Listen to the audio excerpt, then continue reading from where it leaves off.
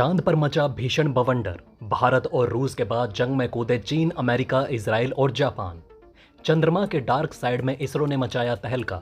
भारी मात्रा में पानी और खनिज मिलने से मात्र एक कदम दूर। -238 डिग्री सेल्सियस के तापमान में भी चंद्रयान-3 का जबरदस्त जलवा। आखिर क्यों कांप गई थी दक्षिणी ध्रुव पर उतरने से पहले नील आर्मस्ट्रॉन्ग की टांगें? इसरो की कामयाबी देख अचानक कूदने लगा नासा। एकाएक चीन ने कर दिया बड़ा ऐलान। रूस के लैंडर में मौजूद है एक से बढ़कर एक घातक हथियार। क्या इससे नुकसान हो सकता है चंद्रयान-3 को? आखिर कैसे यूक्रेन युद्ध की वजह से खतरे में पड़ा रूस का स्पेस मिशन? इसी साल अमेरिका एक बार नहीं बल्कि 2 बार जाने वाला है चांद पर। मचेगा इतिहास का सबसे बड़ा तहलका। 2024 से 2027 तक आधा दर्जन से भी ज्यादा मून मिशन क्यों भेज रही है दुनिया? 2024 का इजरायली मून मिशन क्यों माना जा रहा है बेहद खतरनाक मिशन? चांद पर आखिर क्यों ट्रैक्टर और बुलडोजर भेज रहा है अमेरिका? चांद पर अगला मनुष्य कब उतरने वाला है, जानेंगे उसके बारे में विस्तार से।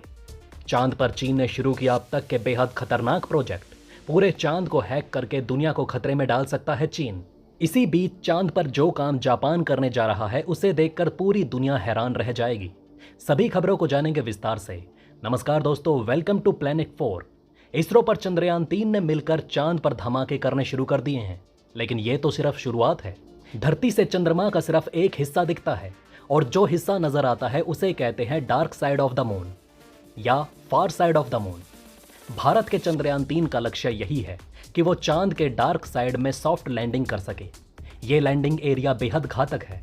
इसरो के इसी पहल के बाद पूरी दुनिया अब चंद्रमा के डार्क साइड में पहुंचने के लिए बेताब हो रही है। तो आइए समझते हैं चांद के इस छिपे हुए डार्क साइड के रहस्य को। दोस्तों, किसी ग्रह या उपग्रह का दक्षिणी ध्रुव बेहद ठंडा होता है। आपने धरती के दक्षिणी ध्रुव के बारे में सुना होगा। अंटार्कटिका धरती का दक्षिणी ध्रुव है जो बेहद ठंडा इलाका है। ठीक ऐसा ही चांद का दक्षिणी ध्रुव भी है, जहां बड़ी मात्रा में बर्फ, क्रेटर्स और गड्ढे हैं। यहाँ सूर्य की किरणें तिरछी पड़ती हैं। क्रेटर्स और गड्ढे होने की वजह से यहाँ के बहुत कम हिस्से पर सूर्य की किरणें पड़ती हैं। यही वजह है कि यहाँ का तापमान -238 डिग्री सेल्सियस तक हो जाता है, जिसके कारण आज तक यहाँ पर कोई भी स्पेस एजेंसी जाने की हिम्मत नहीं करती। लेकिन जब भारत ने यहाँ पर पहुंचकर इतिहास रचना शुरू किया, तो अब दुनिया के अन्य देश भी यहाँ जाने के लिए बेचैन हो उठे हैं। इसरो एक बार फिर चंद्रयान-3 को दक्षिणी ध्रुव पर भेज रहा है। इसकी पहली वजह तो यही है कि अब तक कोई भी स्पेस एजेंसी चांद के इस हिस्से में नहीं पहुंची, और दूसरी और सबसे खास वजह यह है कि यहाँ पानी और खनिज मिलने की अपार संभावना जताई जा रही है। ऐसा माना जाता है कि यदि यहाँ बर्फ है तो पानी भी होगा, और जहाँ पानी होगा वहाँ ऑक्सीजन भी निकाला जा सकता है। मतलब चंद्रमा पर जीवन की शुरुआत हो सकती है। इसके अलावा कम तापमान रहने की वजह से चंद्रमा के डार्क साइड में खनिज भी पर्याप्त मात्रा में होंगे। चांद पर हमने नील आर्मस्ट्रॉन्ग और बज ऑल्ड्रिन के उतरने की तस्वीर देखी। नासा चीफ बिल नेशनल के मुताबिक जहां नासा पहुंचा था वहां पर चांद की सतह प्लेन है, लेकिन दक्षिणी ध्रुव में ऐसा नहीं है। नासा ने खुद स्वीकार किया है कि इसरो जो काम कर रहा है वो बेहद सराहनीय है। चांद के डार्क साइड के इलाके में बेहद बड़े बड़े गड्ढे और क्रेटर्स हैं। यहाँ पर लैंडिंग के संभावित स्थान भी सीमित है। जब चंद्रयान-2 को यहाँ भेजा गया था तब सिर्फ तस्वीरों से ही अंदाजा लगाया गया था, लेकिन अब इसरो के पास इससे ज्यादा जानकारियां हैं। इसलिए माना जा रहा है कि इस बार भारत की ये स्पेस एजेंसी चांद पर कामयाबी का झंडा बुलंद कर देगी। चांद के दक्षिणी ध्रुव पर सिर्फ भारत ही नहीं बल्कि अन्य बड़े देश भी नजर बनाए हुए हैं। खुद अमेरिका और चीन भी इस रेस में शामिल है। चीन ने अपने पिछले मून मिशन को दक्षिणी ध्रुव के पास ही लैंड कराया था। इसके अलावा नासा भी अपने अगले मून मिशन में दक्षिणी ध्रुव पर ही पहुंचना चाहता है। यदि ऐसे में चंद्रयान-3 सफल लैंडिंग कर लेता है तो इसरो का नाम अंतरिक्ष मिशनों के इतिहास में अव्वल नंबर पर दर्ज हो जाएगा। इस मिशन की खासियत की बात करें तो इसमें एक लैंडर, रोवर और एक प्रपल्शन मॉड्यूल है। लूना 25 में रोवर नहीं है। जरा सोच कर देखिए, जो पिछले 50 सालों से चांद को फतेह कर चुके हैं वे भी चांद पर अपना रोवर भेजने से डर रहे हैं।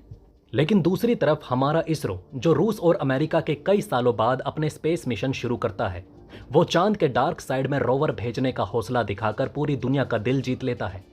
अगर रूस का मिशन भारत से पहले लैंड हो भी जाता है तो भी दक्षिणी ध्रुव पर रोवर चलाने वाला पहला देश भारत ही बनेगा।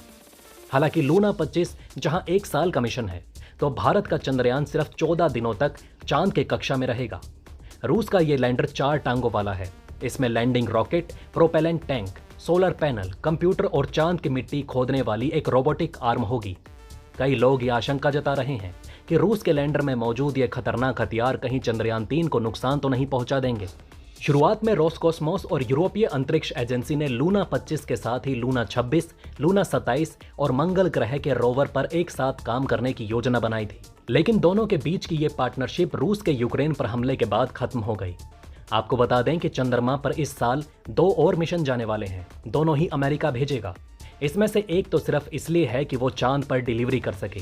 नासा के इस मिशन का नाम है कमर्शियल लूनर पेलोड सर्विसेज। इसके अलावा नासा एक और मून मिशन भेज रहा है जिसका नाम है लूनर ट्रेल ब्लेजर। ये एक ऑर्बिटर है जो चांद के चारों तरफ चक्कर लगाते हुए सतह पर पानी, उसके स्वरूप और कहाँ मौजूद है इसकी जांच करेगा। खैर, ये तो बात रही इस साल के मून मिशन की लॉन्चिंग को लेकर। अगले साल से लेकर 2027 तक 8 और लॉन्चिंग होने वाली है जो सिर्फ और सिर्फ चंद्रमा के लिए है। 2024 में बेयरशीट 2 लॉन्च हो रहा है। इसे इजराइल भेज रहा है। ये एक ऑर्बिटर और लैंडर मिशन होगा जिसमें संभवतः 2 लैंडर और 1 ऑर्बिटर होंगे। ऑर्बिटर मदरशिप होगा। लैंडर चांद के 2 अलग अलग हिस्सों में उतारे जाएंगे। ये कई सालों तक चलने वाला मिशन है जिसमें एक साथ पहली बार 2 लैंडर भेजे जा रहे हैं। अमेरिका इसी साल वाइपर यानी volatiles investigation polar exploration rover भेजा जाएगा। ये एक रोवर प्रोजेक्ट है, यानी नासा चांद पर एक रोबोटिक रोवर उतारने वाला है। कई लोग इस रोवर की तुलना ट्रैक्टर और बुलडोजर से भी कर रहे हैं। ये चांद के अंधेरे वाले हिस्से में और दक्षिणी ध्रुव पर संसाधनों की खोज करेगा। खनिज और संसाधनों के आधार पर नक्शे बनाएगा। 2025 में अमेरिका की स्पेस एजेंसी आर्टेमिस 2 लैंडर को चांद पर उतारेगा।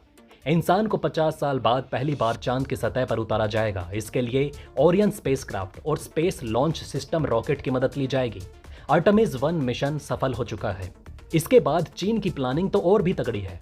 चीन 2024 से 2027 के बीच अपना चांगाई 6, 7 और 8 मिशन भेजेगा। ये चांद की सतह पर रिसर्च करने वाले रोबोटिक रिसर्च स्टेशन होंगे। इसके बाद चीन इस साल चंद्रमा पर अपने स्टेशन और सैटेलाइट के बीच संपर्क साधने के लिए lunar communication and navigation satellite consultation भेजने वाला है। ये चांद से संपर्क स्थापित करने के लिए कई सैटेलाइट्स का एक जाल बिछा रहा है। इसके माध्यम से वो पूरे के पूरे चांद को ही हैक करना चाहता है। जापान इस साल slim lander and investigation moon भेजने की तैयारी में है जिसमें ऑर्बिटर और लैंडर होंगे। इसके बाद जापान 2024 में हाकुतो 2 और 2025 में हाकुतो 3 मिशन भेजेगा। ये भी एक लैंडर और ऑर्बिटर मिशन होगा। स्लिम मिशन में जापान चांद पर लैंडिंग की अपनी क्षमता का प्रदर्शन करना चाहता है, वो भी बेहद सटीकता के साथ। लूनर मिशन पर हम काफ़ी करीबी से नज़र बनाए हुए हैं। तो दोस्तों, जल्द मिलेंगे आपसे एक और नई अपडेट के साथ। धन्यवाद, नमस्कार।